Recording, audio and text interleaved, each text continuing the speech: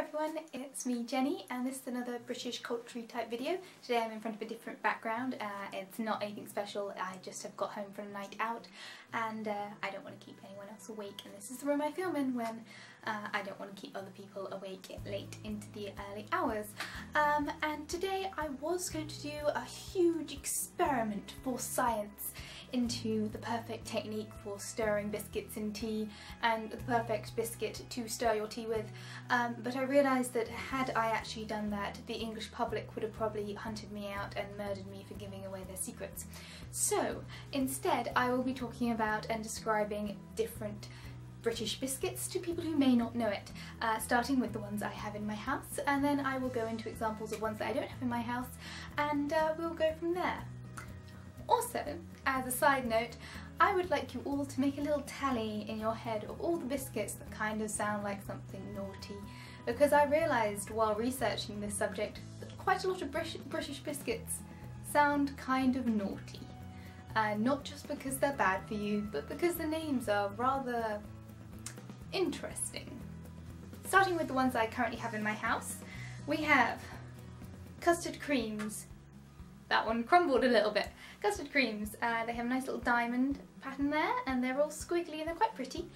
They have sort of like a custard, creamy, it's very sweet filling, and it's just like normal biscuit on the outside. It's not one of my favourites, it's a bit too sweet for me, but they're pretty good for tea.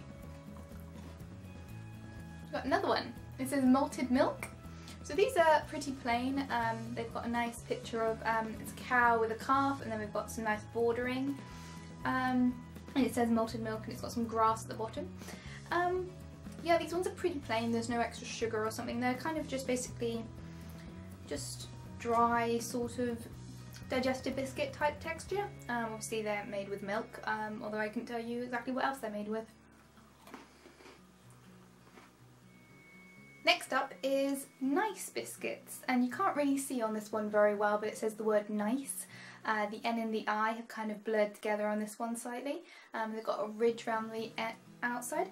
I never really liked these ones that much. They've got sugar on the top, and I think the reason why I don't like them so much is they're coconut flavoured. Yeah, it's very subtle, you don't really notice it, but coconut's not my favourite flavour, and these ones are ever so slightly coconut flavoured.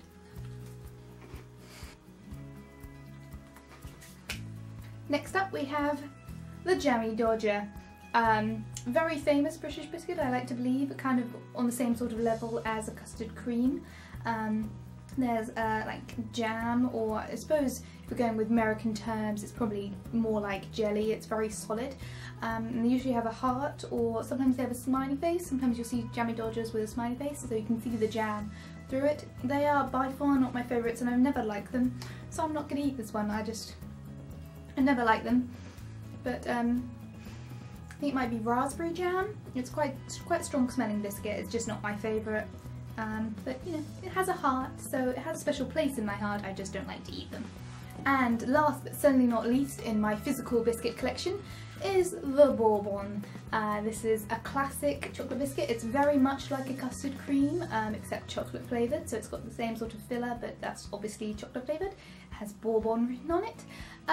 These are slightly different. This is most of these biscuits are from a cheap variety pack that was bought for the household. Normally Bourbons are slightly more rectangular, slightly thinner and slightly longer. They're kind of the almost exact shape of domino cubes. But these are probably my favourite of the ones we have gone through today, so yay! It's good to wash away the taste of the nice biscuit. Ooh.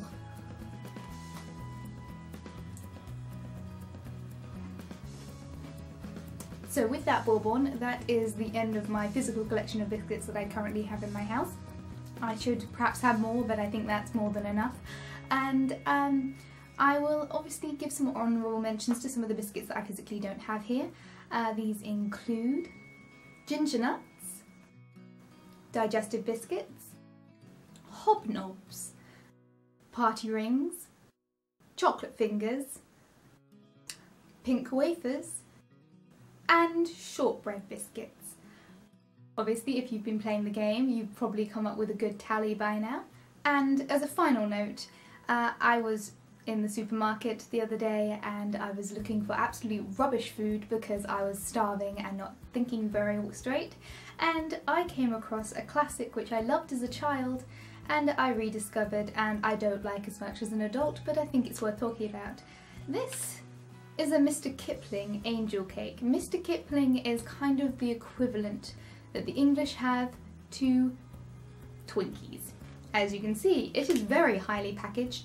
I don't believe there's a single real bit of food in one of these. I loved them as a kid.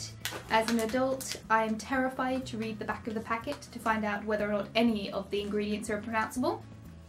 And it's kind of a bit more dense than your average cake should be. It's got pink striped icing and like cream apparently in the middle.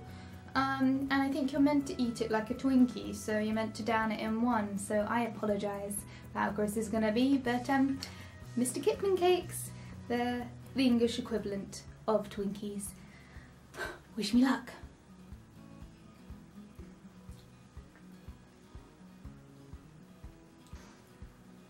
Done. That's the end of the video. Thank you guys for watching. Feel free to comment down below what is your favourite type of biscuit. If you're British, have I missed out a classic? Should I be shunned from polite society?